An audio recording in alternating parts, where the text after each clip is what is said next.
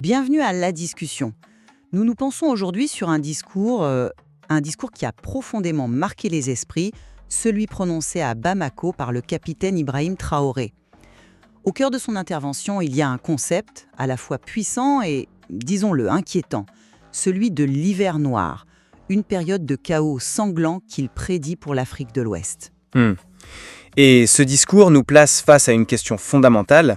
Est-ce qu'on doit y voir l'analyse lucide d'un chef d'État sur des menaces qui sont bien réelles pour le Sahel, ou bien est-ce qu'on assiste à la mise en place d'une rhétorique de crise pensée pour consolider un projet politique bien précis ?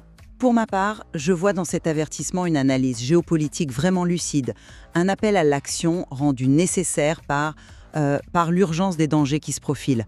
Pour moi, c'est un acte de souveraineté. Et de mon côté, je pense qu'il s'agit avant tout d'un formidable outil rhétorique.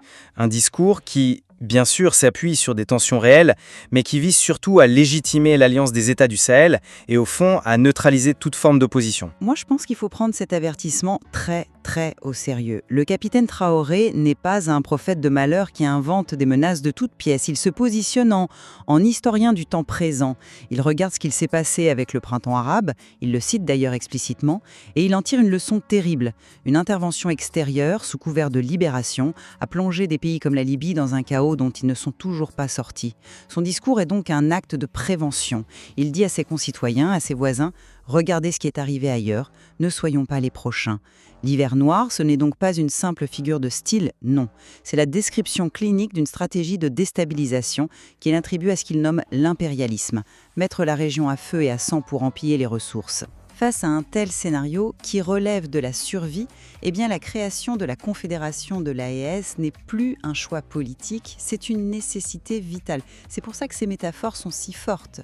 Quand il parle d'allumer un feu pour l'unité ou de se faire des manteaux avec la peau des loups, il utilise le langage de la survie en milieu hostile, Et sa violence verbale, oui, elle est là, envers les critiques internes qu'il traite de pseudo-intellectuels décérébrés ou de chefs d'État lâches, eh bien, elle est à la hauteur du péril. Dans sa logique, ce ne sont pas des opposants, ce sont des saboteurs. Des saboteurs qui jettent de l'eau sur le feu qui doit réchauffer tout le monde. La brutalité des mots répond simplement à la brutalité, la menace perçue. Vous parlez de clairvoyance géopolitique. Mais moi j'y vois surtout une technique de communication extrêmement étudiée.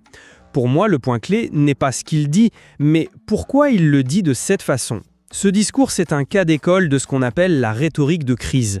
L'objectif, c'est de créer un sentiment d'urgence si absolu, une peur si viscérale, qu'elle balaye toute possibilité de débat. La seule réponse qui semble logique, c'est l'union sacrée derrière le leader. Le langage n'est pas un simple reflet de l'urgence, c'est l'outil qui la fabrique.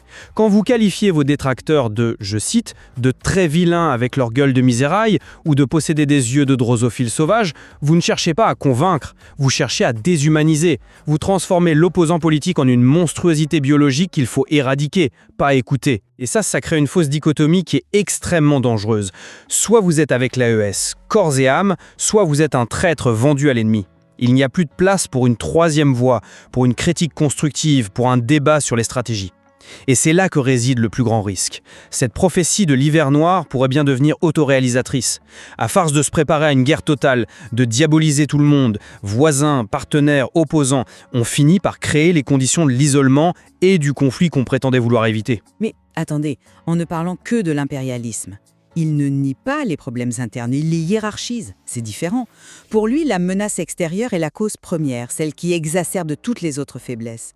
Il est très clair là-dessus. Les impérialistes sont tout pour mettre l'Afrique de l'Ouest à feu et à sang. C'est ça le point de départ de son raisonnement.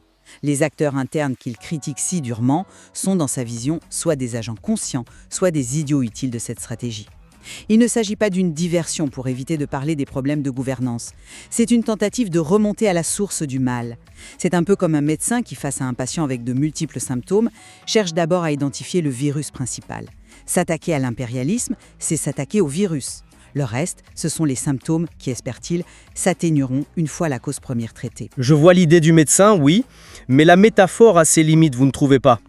Se focaliser quasi exclusivement sur le virus impérialiste est une manière incroyablement efficace d'externaliser des problèmes qui sont pourtant profondément endogènes historique.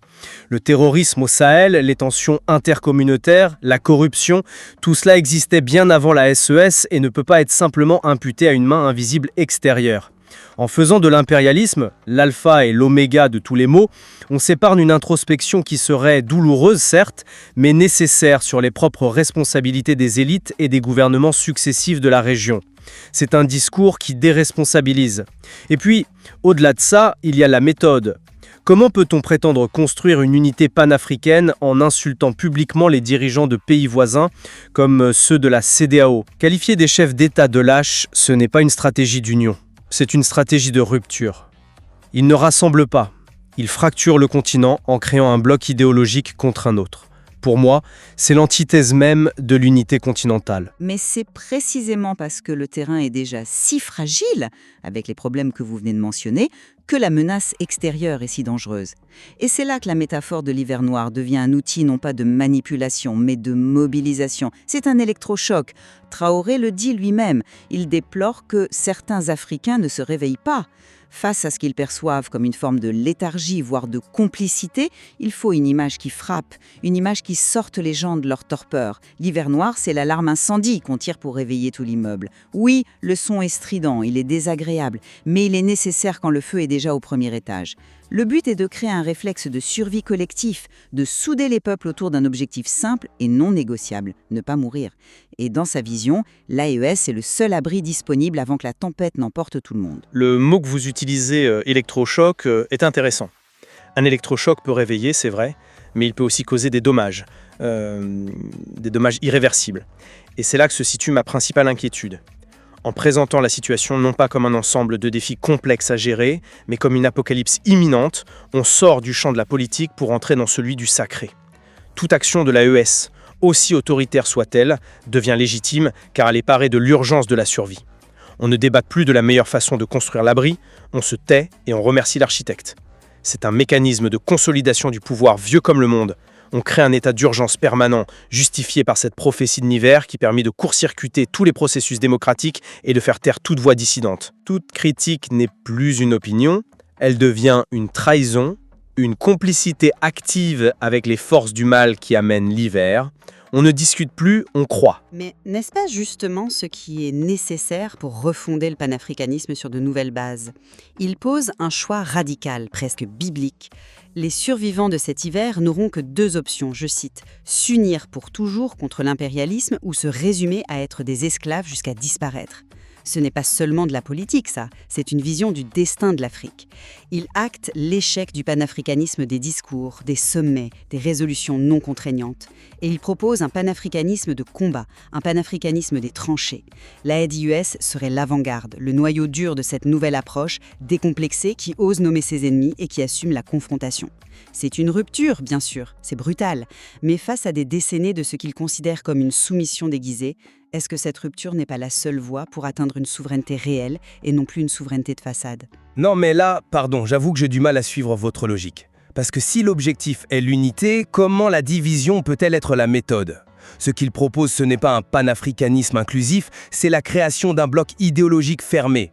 Le panafricanisme historique, celui de Nkrumah, de Lumumba ou même de Sankara, ça a toujours été un espace de débat intense, parfois vif, oui, mais il cherchait à rallier, à convaincre, à étendre son influence.